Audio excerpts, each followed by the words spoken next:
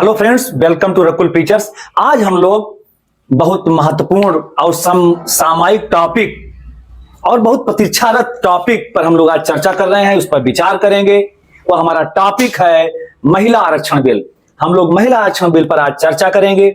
यह इतना दिनों से अपेक्षित था कि जो सभी लोगों को इसकी प्रतीक्षा थी, विशेषकर महिलाओं को इसकी विशेष रूप से प्रतीक्षा थी।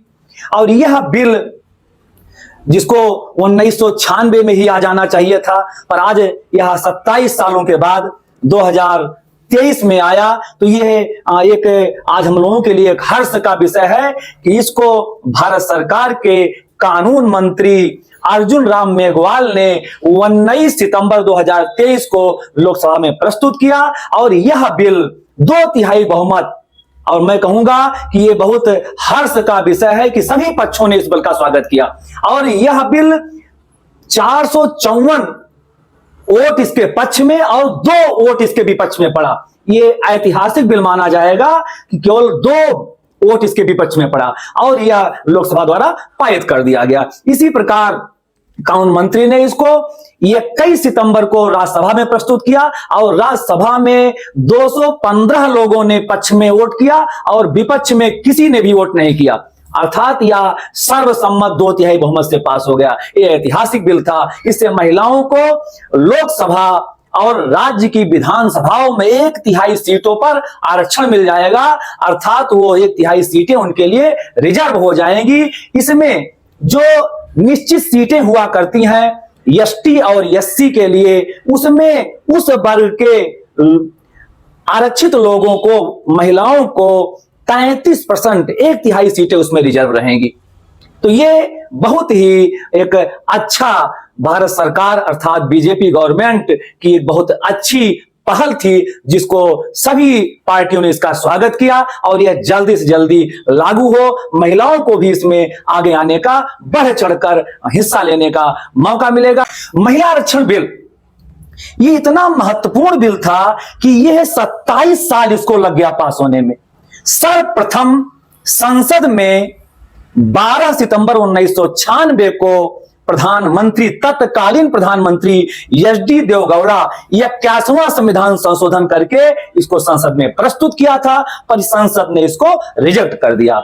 उसके बाद लगातार आने वाली सरकारों ने इस पर कार्य किया और NDA government, national democratic alliance government, जिसके बीजेपी जिसका नेतृत्व कर रही थी और उस समय तत्कालीन प्रधानमंत्री अटल बिहारी वाजपेयी हुआ करते थे, उन्होंने 4 बार इस बिल को संसद में प्रस्तुत किया। 1998, 1999, 2002, 2003, 4 बार संसद में प्रस्तुत किया, पर किसी न किसी कारण से आज चारों बार रिजेक्ट हो गई। इसके बाद यूपीए गवर्नमेंट, कांग्रेस के नेतृत्व में, UPA means United progressive alliance के मुख्यमंत्री, जो उस समय प्रधानमंत्री हुआ करते थे, मनमोहन सिंह ने 3 बार इस बिल को 2004, 2009 और 2010 में 3 बार उन्होंने संसद में रखा और किसी न किसी कारण से यह बिल रिजेक्ट हो गया।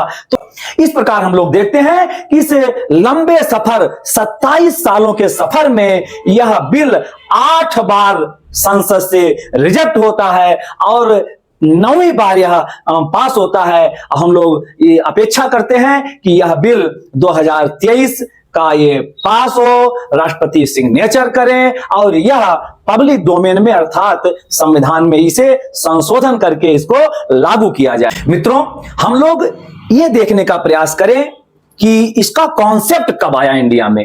तो औपनिवेशिक काल, जब अंग्रेजों का शासन था, उस समय 1931 में श्रीमती सरोजनी नायडू ने ब्रिटेन के प्रधानमंत्री के पास एक पत्र लिखकर उनके पास एक पत्र लिखा। उस पत्र के माध्यम से उन्होंने कहा कि भारत में महिलाओं को राजनीतिक अधिकार दिया जाए। तो इसका श्री गणेश, यह फर्स्ट जो है, पहली बार भारत में महिलाओं को राजनीतिक अधिकार दिया जाए, यह कॉन्सेप्ट 1931 से आता है। इस प्रकार हम लोग देखते हैं कि इसका जो पहला कॉन्सेप्ट इंडिया में आया वो 1931 में आया। और जब हम स्वतंत्र हुए तो हम लोगों ने हमारे संविधान में एक संशोधन किया गया, 73वां संविधान संशोधन 1992 में। इस संशोधन के अंतर्गत पंचायतों को, स्थानीय निकाय में महिलाओं को 1/3 अर्थात 33% आरक्षण दिया गया और वहीं से महिलाओं को राजनीतिक रूप से आगे आने के लिए, उसमें आगे बढ़ाने के लिए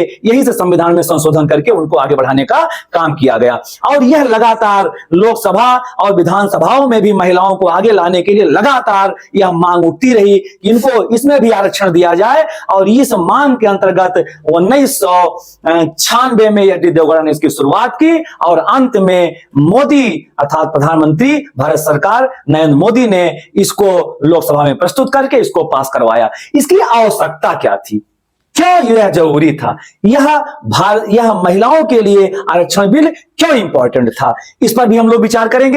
महिला आरक्षण बिल क्यों आवश्यक है, क्यों जरूरी है। हम लोग जानते हैं कि हमारे भारत की जो महिलाएं हैं वो अभी भी सामाजिक रूप से बहुत पिछड़ी हैं, उनको हमको अभी और आगे ले जाना है। उनकी जो हमारे देश में जो उनकी जनसंख्या का अनुपात है वो लगभग मोटे रूप से 50% है। तो जब 50% उनकी भागीदारी जनसंख्या में है तो उनको 50% हमारे राजनीतिक व्यवस्था में भी उनकी भागीदारी होना बहुत जरूरी है। इसलिए बहुत आवश्यक है कि महिलाओं को संवैधानिक रूप से संसद में उनकी उपस्थिति और राज्य विधानसभाओं में उनकी उपस्थिति होनी चाहिए।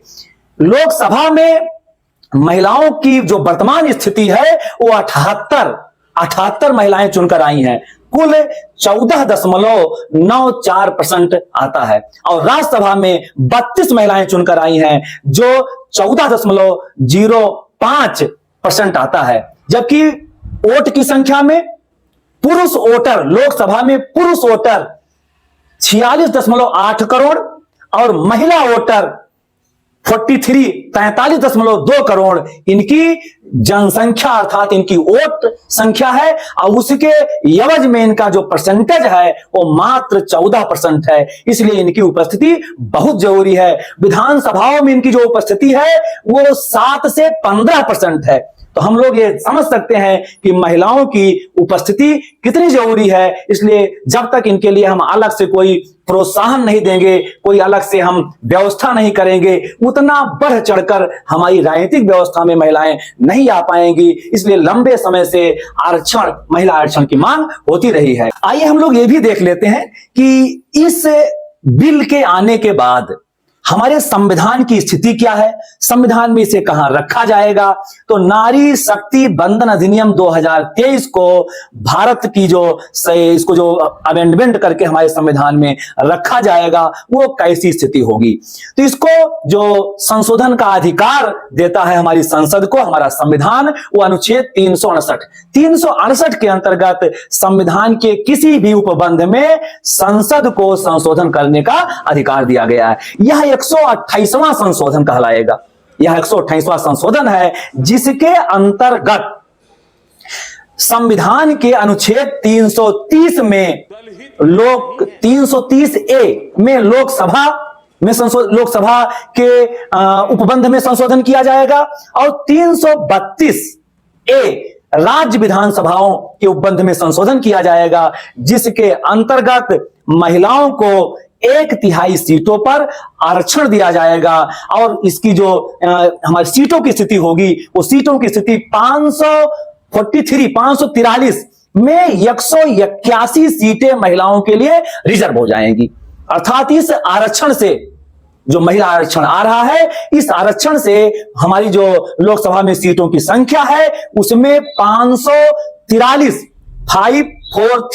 सीटों में 181 सीटें महिला के लिए आरक्षित हो जाएंगी। और हमारे लोकसभा में एससी के लिए जो रिजर्व सीटें हैं वो 84 हैं। 84 का जो 33% होगा वो 28 होगा, अर्थात 84 में 28 सीटें एससी कैटेगरी में महिलाओं के लिए रिजर्व हो जाएंगी। और एसटी में टोटल संख्या 47 है, उसका 33% 16 हो जाएगा। अर्थात लोकसभा में एसटी की जो महिलाएं होंगी वो 16 सीटें उनके लिए रिजर्व हो जाएंगी।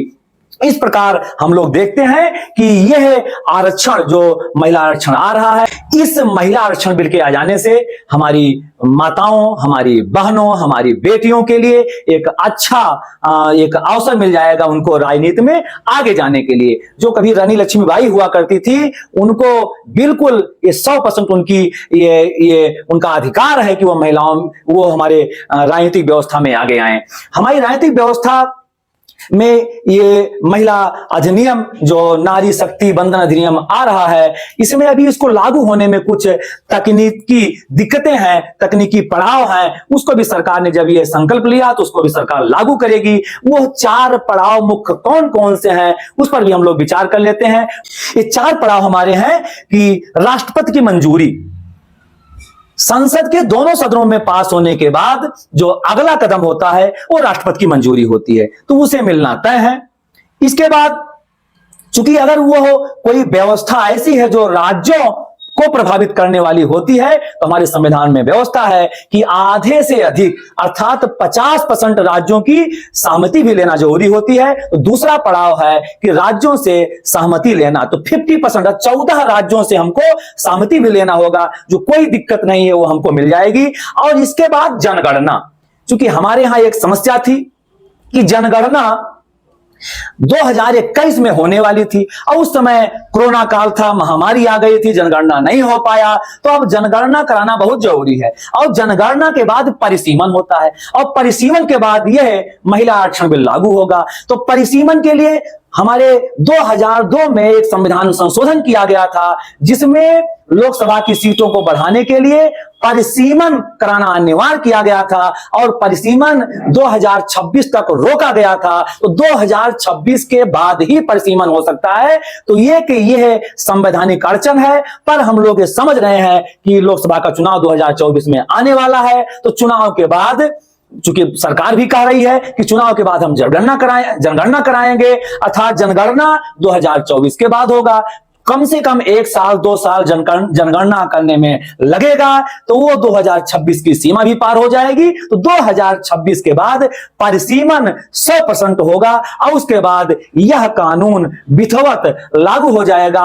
और हम लोग ऐसी अपेक्षा करते हैं कि यह कानून 2029 के चुनाव में इसी कानून के तहत महिलाओं को आरक्षण देते हुए यह 2029 का लोकसभा का चुनाव होगा। और जो यह कानून लागू हो जाएगा, जो राज्य की विधानसभाएं जिनमें चुनाव होने वाला होगा, उनमें इस नियम के तहत होगा। इसमें विधान परिषद और राज्यसभाओं में आरक्षण की व्यवस्था नहीं है। यह केवल लोकसभा और राज्य की विधानसभाओं में ही इसमें आरक्षण लागू होगा। एसटी और एससी के साथ ही जो एंग्लो इंडियन लोग होते हैं उनको आरक्षण देने की व्यवस्था है। सामान्य और ओबीसी के लिए इसमें किसी भी प्रकार की आरक्षण की व्यवस्था नहीं है। तो हम लोग इस प्रकार अपेक्षा करते हैं कि यह कानून जल्दी से जल्दी लागू हो और महिलाओं को इसका 100% लाभ मिले, जिससे उनकी राजनीति में भागीदारी सुनिश्चित हो। हमारा अगला वीडियो देखने के लिए हमारे चैनल को लाइक, शेयर और सब्सक्राइब आप करते रहिए। Thank you.